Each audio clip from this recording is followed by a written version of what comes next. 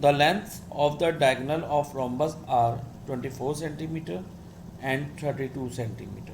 Then the length of the altitude of the rhombus is, हमें बेटा क्या दिया, length of the diagonal of the rhombus. Diagonal कौन से बेटा इसके, ए सी और बी डी. बी डी इसका लॉन्गर डायगनल है, उसको मैंने 32 सेंटीमीटर दिया हमें, और ए सी छोटा वाला डायगनल है, स्मॉलर डायगनल है, विच इज़ 24 सेंटीमीटर. और हमें फाइंड क्या करना है बेटा, हमें फाइंड करना है altitude of the rhombus. Altitude of the rhombus means उसकी हाइट. वो हाइट किसी भी बेस पे हो सकती है. मान लो ए बी को बेस मानूँ मैं, ए बी साइड है, side can be consider as a base. तो इस तरह से ये इसके लिए एल्टीट्यूड बन जाएगा. फाइन. और ये हमेशा परपेंडिकुलर होता है altitude on the base. So मैं इसको एम मार्क कर देता हूँ. C M is an altitude. Altitude ऐसे भी आ सकता था, मैंने ये लिया, मैं इसका रीज़न है. So let's start. अब हम कंटिन्यू करते हैं. इसमें बेटा रोम्बस की दो प्रॉपर्टीज हमें माइंड में रखनी है. One is all side of rhombus are equal, each side of rhombus is equal.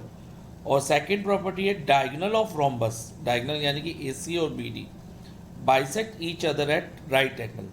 That mean जो इसके डायगोनल है ना, एक दूसरे को बाइसेक्ट, बाइसेक्ट मीन्स डिवाइड करते हैं इन टू इक्वल पार्ट्स.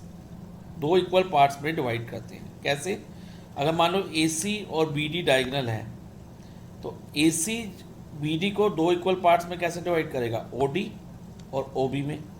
ओ डी और ओ बी इक्वल होंगे and both are half of B D. Similarly B D will bisect A C, so O A और ओ सी इक्वल होंगे, O A equal to O C and half of A C हो जाएगा, which I have written here. See O A equal to O C half of A C and O B equals to O D half of B D. तो इस question में बेटा पहले हम ओ ए की value निकालेंगे और ओ बी की वैल्यू निकालेंगे. ओ ए किसका हाफ है, हाफ ऑफ ए. 1/2 ऑफ 24, तो ये 12 सेंटीमीटर हो जाएगा. ओ ए हमने ओ ए की वैल्यू निकाली है. एंड इसी तरह से हम ओ बी की वैल्यू निकालेंगे. O B will be half of B D and B D is 32 centimetre. तो 1/2 multiply by 32 which is 16. Okay, तो हम वैल्यू लिख लेते हैं. O A is 12 centimetre and O B is 16 centimetre. Fine. Now angle A O B 90 degree होगा. But why, because मैंने भी बताया ना, diagonal of rhombus bisect each other at right angle. क्यों बाइसेक्ट करते हैं, कहाँ पर, राइट एंगल में. तो यानी कि ये एंगल ए ओ बी 90 होगा. वैसे तो ए ओ डी भी 90 होगा, लेकिन हम इस ट्रायंगल को लेंगे, इस एंगल को, एंगल ए ओ बी 90. अब इससे क्या हो गया कि जो ये ए ओ बी है एक राइट ट्रायंगल बन गया. तो हम लिखेंगे in right triangle A O B हम पाइथागोरस अप्लाई करेंगे. पाइथागोरस अप्लाई करने के लिए बेटा हमारे पास रूल है कि हाइपोटेन्यूज स्क्वायर किसके इक्वल होता है, sum of the square of other two sides. इसमें हाइपोटेन्यूज क्या होगा, जो 90 के अपोजिट वाली साइड है. तो 90 कहाँ पर है, ओ पे. ओ के अपोजिट हमारे पास ए बी साइड है.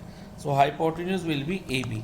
सो we will write A B square is equal to O A square plus O B square. Substituting the value, A B square is equal to O A कितना बेटा हमारा, ओ ए अभी हमने फाइंड करा 12 centimetre, तो ये 12 square हो गया. And O B is 16, so ये 16 का स्क्वायर हो गया. A B square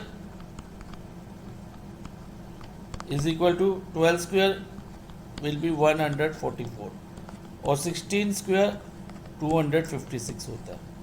okay, so A B square is equal to 144 plus 256, it will be 400.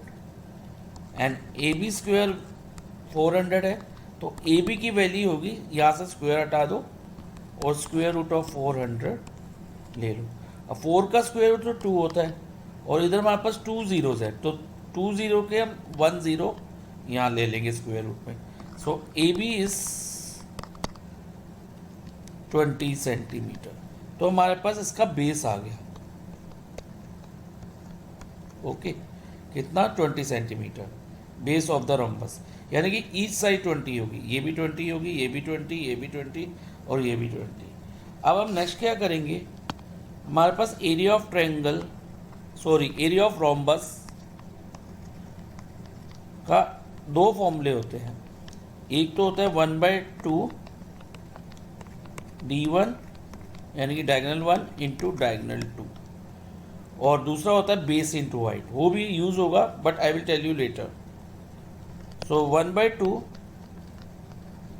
d1 कितना है बेटा हमारा, डायगोनल 1 32 जो कि बी डी है, एंड ए सी 24। किसी को भी हम d1 किसी को भी d2 ले सकते हैं। तो इसको अगर हम कट करते हैं 12 से, और 32 मल्टीप्लाई 12 इज 384 स्क्वायर सेंटीमीटर। तो ये तो हमारा हो गया एरिया ऑफ रोम्बस। अब एरिया ऑफ रोम्बस का एक फॉर्मूला और क्या होता है, it is base multiply altitude, base multiply altitude. अब ये एरिया तो सेम रहेगा, चाहे हम ये फॉर्मूले से निकालें या इस फॉर्मूले से निकालें, तो एरिया तो 384 ही रहेगा, तो इसको मैंने 384 निकाल लिया। और बेस हमने क्या फाइंड किया अभी अभी, इट इज़ 20 सेंटीमीटर, तो बेस को मैंने 20 लिख दिया, और एल्टीट्यूड को मैं x मान लेता हूँ। तो 380 20x इज इक्वल टू 384। अब x की वैल्यू क्या रहेगी बेटा, 384 upon 20।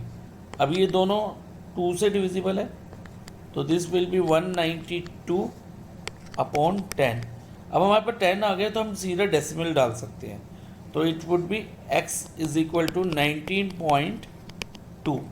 So we can say altitude is equal to 19.2 centimetre. तो हमारा ऑप्शन है